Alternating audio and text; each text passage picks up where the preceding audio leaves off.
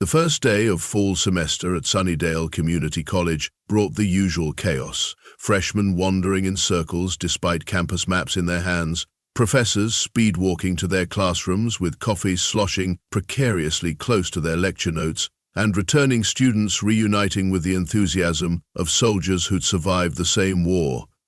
And then there were the Mercers. They appeared at precisely 8:17 a.m., striding through the main quad in perfect lockstep. Both exactly 5'9", both with the same shade of copper-brown hair cut to identical lengths. Both wearing pressed khakis and blue button-downs with the sleeves rolled up to the exact same point on their forearms. The only visible difference was that one wore a silver watch on their left wrist, while the other wore the exact same model on their right. "Those must be the new transfer students," whispered admissions officer Gladys Peterson to campus security guard Ron Wilkins as they monitored the morning rush. "Zara and Xander Mercer, twins?" Ron asked, squinting at the pair. "That's what their paperwork says," Gladys confirmed. Ron frowned. "Something's weird about them." "Oh, Ron," Gladys sighed. "You think there's something weird about everyone?" "No, look," Ron insisted, pointing discreetly. "They're blinking at the same time, exactly the same time. I've been watching for 2 minutes. Gladys rolled her eyes, but found herself counting along. 1, 1,000, 2, 1,000, 3, 1,000, blink. 1, 1,000, 2, 1,000, 3, 1,000, blink. "Okay, that is a little weird," she admitted. By lunchtime, the Mercer twins had become the talk of the cafeteria staff. "I swear on my mother's secret lasagna recipe," declared Doris, the head lunch lady. "They ordered the exact same thing, word for word, and it wasn't normal neither. Who asks for pickles dipped in chocolate pudding with a side of hot sauce?" "Maybe it's a cultural thing," offered Miguel, the new dishwasher. "From where? The planet Weird Taste Bud?" Doris snorted, and they said it together in perfect sync. "Didn't even look at the menu, just walked up and said," she lowered her voice to a monotone, "We would like pickles dipped in chocolate pudding with a side of hot sauce, please and thank you." Creepy as hell. But it was in Professor Jenkins' Intro to Human Psychology class that things went from odd to impossible. Jenkins, a notorious curmudgeon with 30 years of teaching experience and a sadistic streak when it came to first-day pop quizzes, had developed what he called his unsolvable question. He deployed it annually to establish dominance over his classroom and demonstrate that psychology was more complex than students anticipated. "What," he asked, with the smug satisfaction of a man who had never received a correct answer, "is the precise neurological difference between infatuation and love, expressed as a ratio of dopamine to oxytocin production?" The class sat in uncomfortable silence. Some students scribbled nonsense to appear thoughtful. Others stared at their desks. One brave soul began to raise her hand, then thought better of it. And then, in perfect unison, the Mercers spoke. "Trick question. There is no precise neurological ratio, as the subjective experience of both emotions exists on a spectrum influenced by cultural conditioning, past experiences, and individual neurochemistry that cannot be quantified by a simple hormonal equation." Professor Jenkins' mouth fell open. In 30 years, no one had ever identified the question as the deliberate fallacy it was. The twins smiled identical smiles, and for just a moment the fluorescent lights reflected off their eyes in a way that made them appear to glow. "Well," the professor finally managed, "it appears we have some actual scientists in our midst." As the class continued, no one noticed how the twins' eyes tracked the movements of their classmates, with the careful attention of researchers observing fascinating and unpredictable specimens in the wild. Morgan Chen was having the kind of day that confirmed their theory that the universe had a personal vendetta against them. First, their alarm hadn't gone off. Then, their favorite astronomy t-shirt, the one with "I need my space" written across a nebular background, had a mysterious stain on it. And now they were sitting alone in the library, trying to convince themselves that sitting alone was a choice and not a reflection of their non-existent social life. Morgan sighed, adjusting their glasses and turning back to their dog-eared copy of Quantum Mechanics and the Multiverse, Theoretical Applications. At least the stars were consistent. predictable, unlike people. The chair across from them scraped against the floor, and Morgan looked up to see one of the infamous Mercer twins, the one with the watch on the left wrist. So, Zara? Placing a sleek laptop on the table. This seat is not currently occupied, correct? Zara asked, her voice oddly formal. No, yes, it's free, Morgan stammered, immediately hating how awkward they sounded.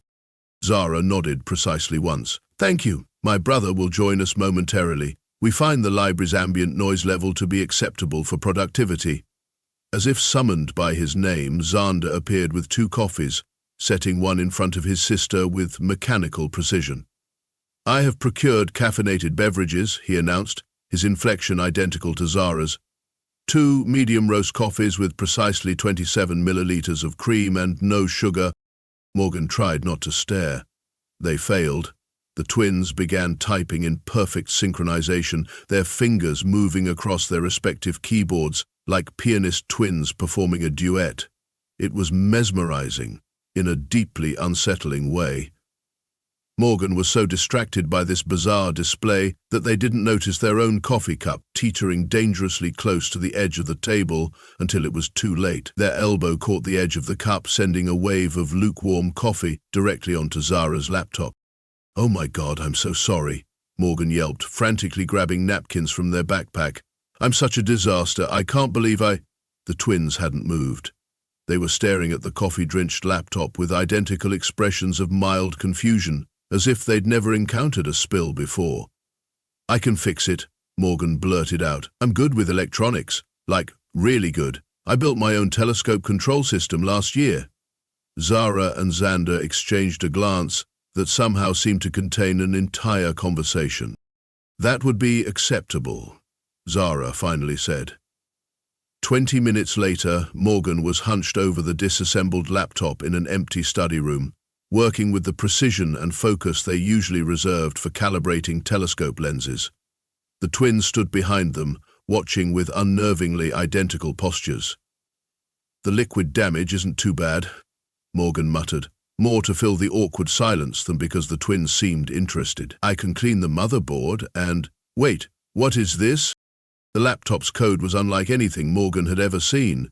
The architecture was alien, literally alien, Morgan realized with a jolt. No human programming language looked like this, with its spiraling, almost organic patterns of logic, and then there was the folder prominently displayed on the desktop, human_behaviorists_v4.20.1_patch_notes. Morgan's finger hovered over the touchpad. One click and they'd know. We appear to have a situation that requires immediate resolution. The twins' voices, speaking in perfect unison, made Morgan jump so violently they nearly dropped a tiny screw. They spun around to find Zara and Xander standing much closer than they had been seconds ago, effectively blocking the door. Morgan's heart pounded. I didn't see anything, I swear. Evidence suggests otherwise, Xander stated. Your elevated heart rate indicates distress, Zara added, and your dilated pupils suggest discovery. They finished together. Morgan swallowed hard. Are you going to, vaporize me or something? The twins tilted their heads at identical angles. Vaporization would be counterproductive, Xander said. And unnecessarily messy, added Zara. We have an alternative proposal, they continued in unison. We require assistance understanding human social patterns. Our observations have been insufficient. And you want me to help? Morgan asked incredulously. I'm basically the human equivalent of a 404 error when it comes to social skills. Precisely, Zara said. Your acknowledged deficiencies make you the ideal instructor. You understand the rules you cannot follow, Xander explained. This makes you more valuable than those who follow rules instinctively. In exchange for your discretion and assistance, they said together, we offer something you clearly desire, functional social integration protocols. Morgan blinked. Are you alien twins offering to help me be popular in exchange for teaching you how to act human? The Mercers smiled their identical smiles. We are not twins, Zara said, and our offer is genuine, Xander added.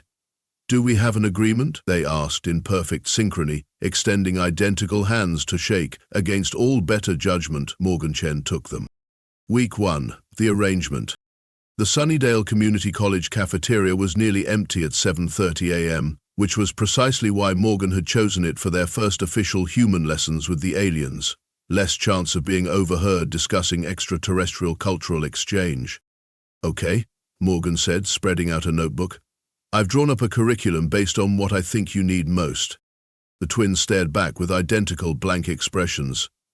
First, Morgan continued, we need to establish what you already know. We have been observing humans for approximately 37 of your Earth days, Xander stated. Our primary sources of information have been television broadcasts, social media platforms, and direct observation, Zara added. Morgan pinched the bridge of their nose. That explains a lot. TV isn't real life, especially reality shows. They're basically the opposite of reality. This information conflicts with our database, the twins said simultaneously, then looked at each other with mild surprise. We should update our records, Zara said. Xander nodded. Agreed, the human is providing valuable input. Okay, first rule, Morgan interjected. Stop calling me the human. My name is Morgan. Understood. The Morgan, they replied in unison. This was going to be harder than anticipated. Week 2, hitting the books. It's midterm season, Morgan explained as they settled at a library table. Everyone's hitting the books hard. The twins nodded sagely, reaching into their identical backpacks and producing 2 small hammers. Wait, what are you? Morgan began, but it was too late. Swack, thwack, thwack. Why are you hitting the books with hammers? Morgan whisper-screamed as the entire silent study area turned to stare. Zara looked perplexed. You instructed us to hit the books hard. We are complying. It's an idiom, Morgan hissed, grabbing the hammers. It means to study intensely. The library security guard was approaching now, looking deeply concerned. Is there a problem? He asked sternly. No problem, Morgan said quickly. My friends are international students. Cultural misunderstanding. After they'd been asked to leave, politely but firmly, Morgan sat the twins down on a bench outside. Okay, new lesson, idioms. They're phrases that don't mean what they literally say. The twins blinked simultaneously. Inefficient, Xander commented. Why not simply say what you mean? Zara asked. Morgan sighed. That's actually a good question. Week 3, personal Morgan explained during their next lesson. It's an invisible bubble around each person. The twins took copious notes on their identical tablets. How large is this invisible bubble? Xander inquired. It depends on the relationship, but with strangers about 3 feet is good. The next day, Morgan nearly had a heart attack when they found the twins in the hallway between classes, holding identical laser measuring devices. What are you doing? Morgan asked, watching in horror as Zara extended a measuring beam toward a passing professor. Measuring and maintaining exactly 3.7 feet of distance from all humans, Xander explained calmly. We have calibrated for a margin of error. You can't just... Morgan spluttered as a group of students began pointing and whispering. Put those away. Personal space is a feeling, not an exact measurement. Feelings are imprecise, Zara objected. That's what makes them human, Morgan countered. The twins exchanged one of their mysterious glances. Fascinating, they said together. Week 4, dating disaster. That's Ellie Kim, Morgan sighed, watching a slender art student sketch the campus fountain. She's in my astronomy lab. She knows more about Jupiter's moons than anyone I've ever met. You exhibit classic signs of attraction, Zara observed. Pupil dilation, increased heart rate, vocal pitch changes. Morgan blushed furiously. So what if I have a tiny crush on her? It's not like I'm going to do anything about it. We will assist, the twins announced. Before Morgan could stop them, they marched over to Ellie. Greetings, Ellie Kim, they said in unison. Our friend Morgan Chen finds you intellectually and physically appealing and wishes to engage in human courtship rituals with you. Morgan seriously considered diving into the fountain to drown. Surprisingly, Ellie laughed. Is that right? She glanced over at Morgan with a curious smile. Well, tell Morgan I'm free Friday night. The date started promisingly enough. Dinner at a casual Italian place near campus, conversation flowing naturally about celestial bodies and art. Then Morgan noticed the bush beside their outdoor table rustling unnaturally. A tiny earpiece in their left ear crackled to life. The subject appears receptive to your mating signals. Xander's voice whispered, "Proceed to phase 2. "What's phase 2? Morgan muttered through clenched teeth. "According to our research, you should now remove your shirt to display physical fitness," Zara's voice instructed. "I will not," Morgan hissed. Ellie tilted her head. "Sorry, did you say something?" "Just commenting on the food," Morgan said too loudly. "So delicious, I want to remove my shirt." "Excellent progress," the earpiece crackled. The bushes rustled again. Morgan watched in horror as a small drone emerged, hovering briefly before dropping a small bouquet of flowers onto the table, knocking over Ellie's water glass. "What the?" Ellie exclaimed, jumping up as water splashed across her lap. "Now initiate physical contact to build intimacy," the twins instructed through the earpiece. "Our research suggests lifting her onto the table would be appropriate." "Your research is wrong," Morgan shouted, forgetting to whisper. Ellie stared at Morgan, then at the drone, now attempting to play romantic music through a tinny speaker, then back at Morgan. "I think I should go," she said quietly. As she walked away, the bushes parted and the twins emerged, looking confused. "The courtship ritual was proceeding within expected parameters," Xander said. "Where did we miscalculate?"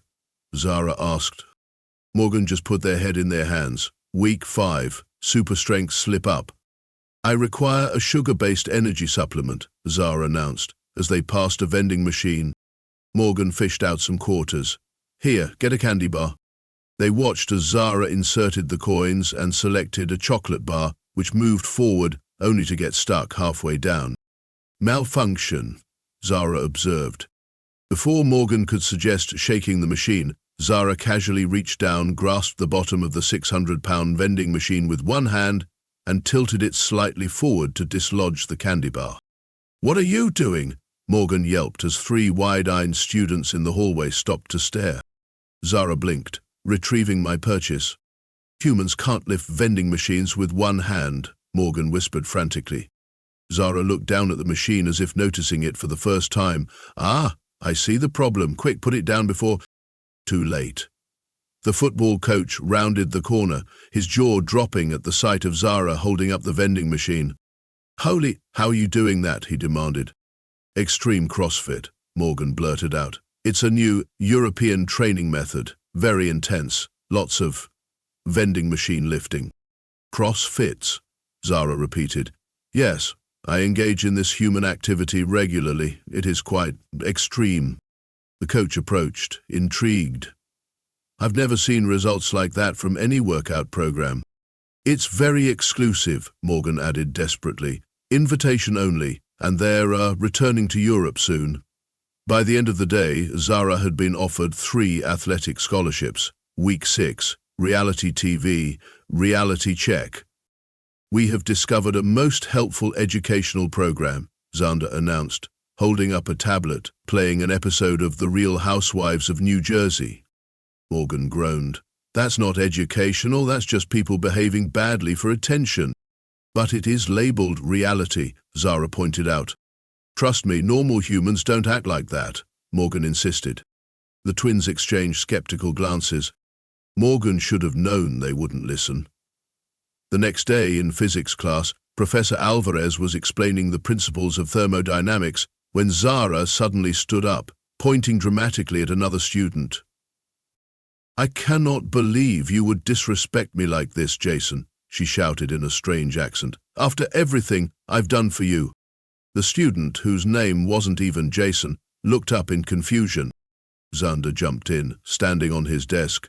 "Oh, no, you didn't. Don't come for my sister unless she sends for you."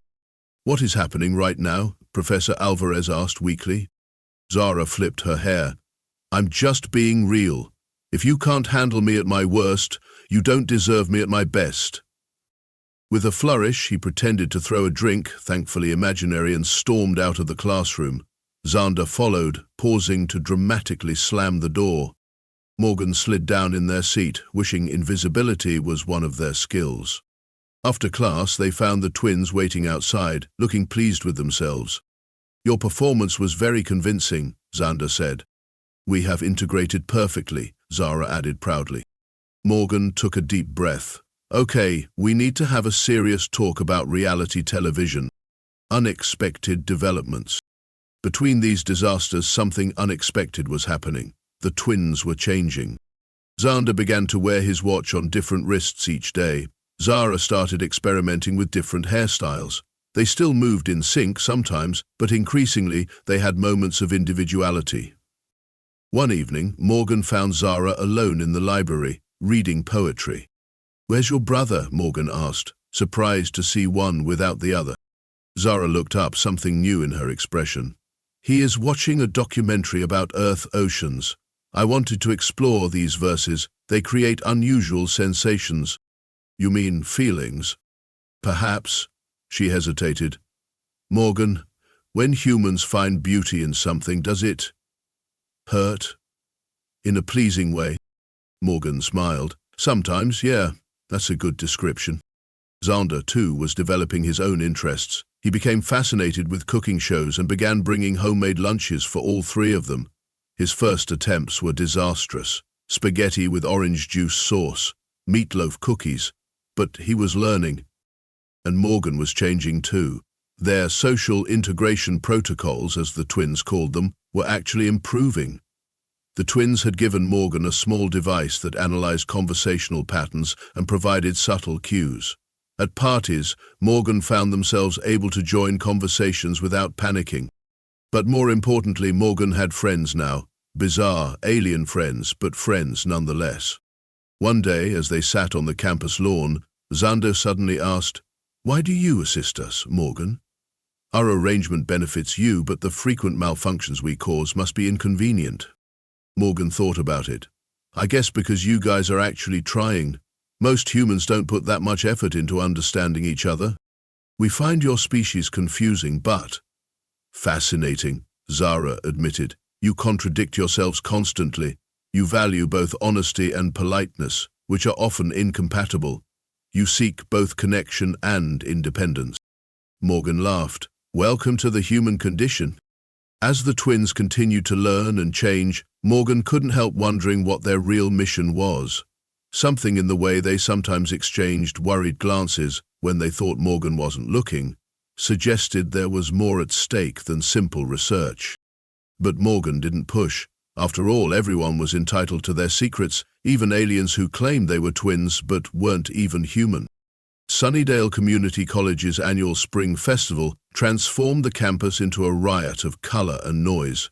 Streamers fluttered from every tree, food trucks lined the main avenue, and a makeshift stage hosted a succession of student bands whose enthusiasm far exceeded their talent.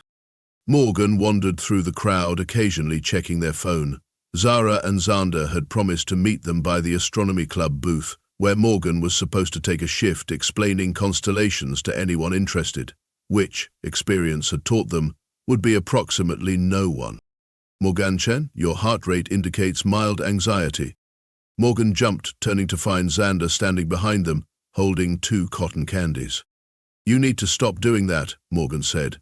"Where's Zara?" "Investigating the face-painting booth," Xander replied, handing Morgan one of the cotton candies. "She has developed an interest in temporary aesthetics." Morgan accepted the fluffy pink cloud. "She's really getting into trying new things lately." Something flickered across Xander's face, an expression Morgan couldn't quite identify. "Yes," he said finally, "she is experimenting." As they made their way through the festival, Morgan noticed something odd.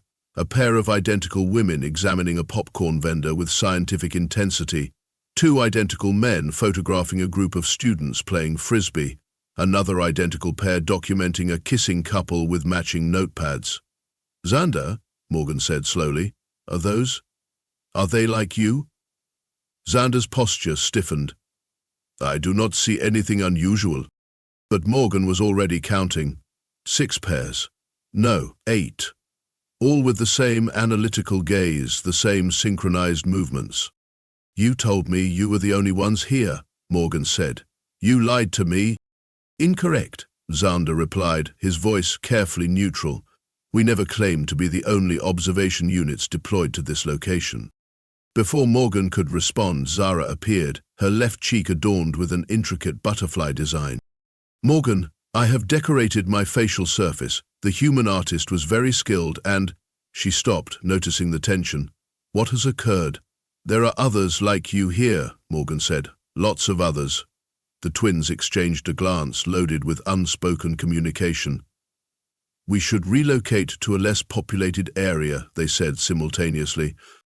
They led Morgan behind the engineering building to a quiet corner where the festival sounds were muffled. So, Morgan crossed their arms, what's really going on? Because this doesn't feel like some small research project anymore. Zara and Xander looked at each other again, but this time something strange happened. They seemed to disagree. Zara's expression was pleading, while Xander's remained impassive. The human deserves to know, Zara said finally. It violates protocol, Xander countered. Protocol has already been violated, Zara argued, touching her painted cheek. By both of us. Xander was silent for a long moment, then nodded once. You are correct. They turned to Morgan, who was trying to process seeing the twins openly disagree for the first time. We are not twins, Zara began.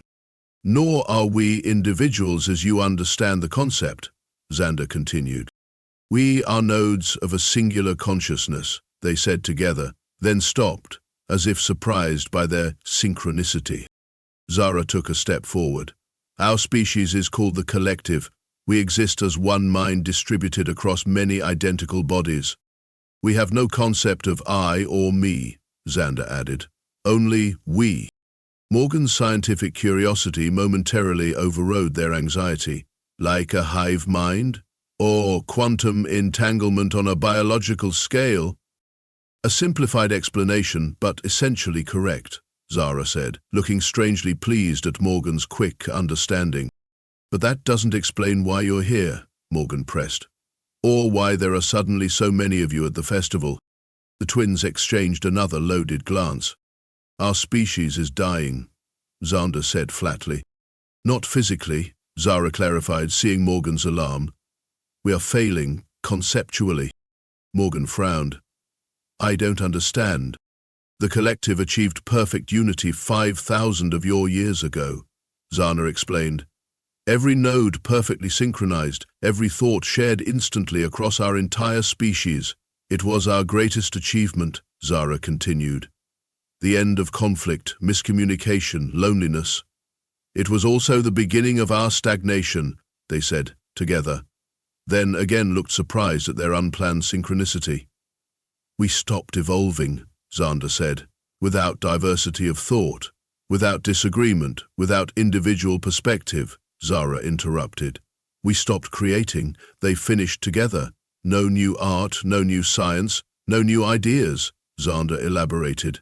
For nearly a millennium, we became perfect and unchanging, Zara said softly, like beautiful statues. And now our environment is changing, Xander added. Our homeworld faces new challenges, but we cannot adapt. Because you think as one, Morgan realized. There's no diversity of thought, no different perspectives to approach problems from new angles. Precisely, the twins confirmed. Morgan's mind was racing. So you didn't come to Earth just to study humans, you came to learn how to be individuals. Yes, Zara said. Humans fascinate us because you maintain both strong social connections and individual identities. You are separate, yet together, Xander added. Different, yet united by choice rather than biological necessity. Our leaders dispatched multiple observation units to study various human social groups, Zara explained. The festival provided an opportunity to compare findings.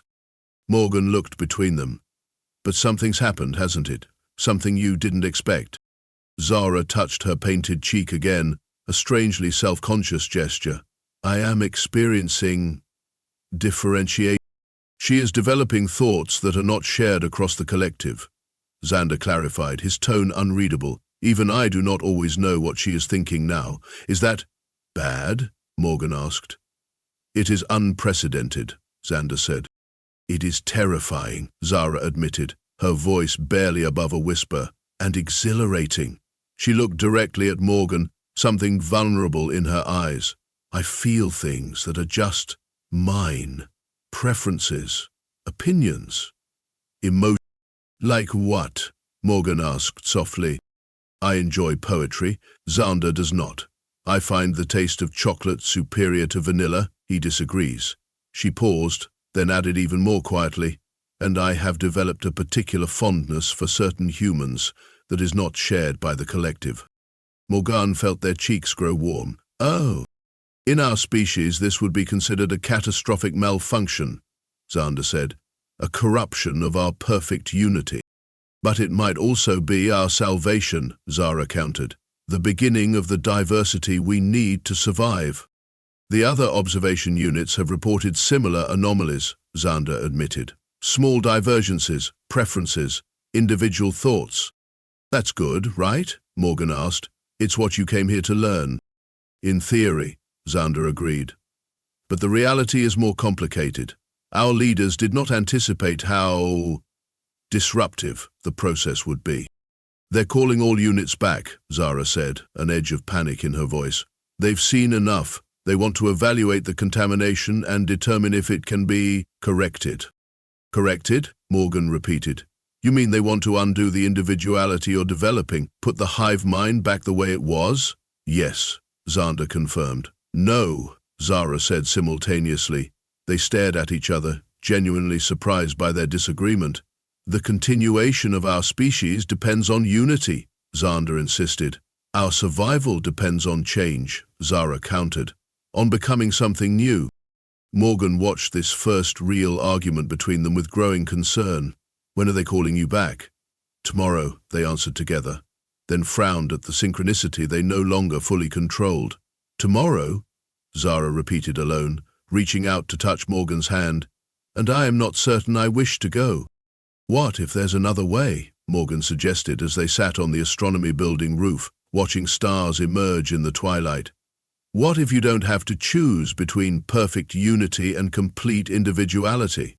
The twins turned to Morgan with identical expressions of curiosity. Humans form deep connections while remaining individuals, Morgan explained. Think of a symphony, not powerful because all instruments play the same note, but because different parts harmonize. Connected individuality. The twins exchanged glances. The concept has merit, Xander admitted, a middle path between stagnation and fragmentation. I will present this to our leaders, he continued, but our evidence would be stronger with continued research. You're suggesting I stay, Zara realized. Xander nodded. You have progressed further in individualization. It is the logical choice. A semester, Zara decided. Long enough for meaningful data, but not risking complete disconnection. Dawn broke as the extraction vessel appeared over the football field, shimmering liquid geometry defying earthly physics. Are you sure about this? Morgan asked. Staying here alone? Not alone, Zara corrected softly. With you. After saying goodbye to Xander, they watched as beams of light lifted the alien pairs into the ship. When the vessel vanished, Zara gasped, her hand flying to her temple. It's so quiet, she whispered. I can only hear me. She turned to Morgan, wide-eyed. I've never been alone in my mind before. It's terrifying and exhilarating. Seeing her vulnerability, Morgan took her hand. You're not actually alone. Being an individual doesn't mean being isolated. It means connecting by choice. Zara looked at their joined hands. By choice, she repeated. I like that. A week later, Morgan's dorm room had become a pasta-based disaster zone as Zara frowned at her lopsided, glitter-drenched macaroni picture frame. I don't understand. My execution is flawed. The pasta pieces are asymmetrical. The glitter distribution is suboptimal. That's what makes it perfect, Morgan explained. It's messy and completely, uniquely yours. No one in the universe would make it exactly this way. In the collective, imperfection is corrected, Zara noted. And that's why your art would all look the same. Beautiful maybe, but identical. without soul. Zara deliberately added one more crooked macaroni piece. The beauty is not in the result, but in the creation itself, in making something that could only come from me. That's what being human is about, Morgan smiled. Not being perfect, but being perfectly yourself. My mess, Zara agreed, her smile uniquely her own. I think I'm going to enjoy being human for a while. Well, Morgan amended, humanish. They laughed together as glitter rained down, adding one more layer of beautiful chaos to Zara's first independent creation.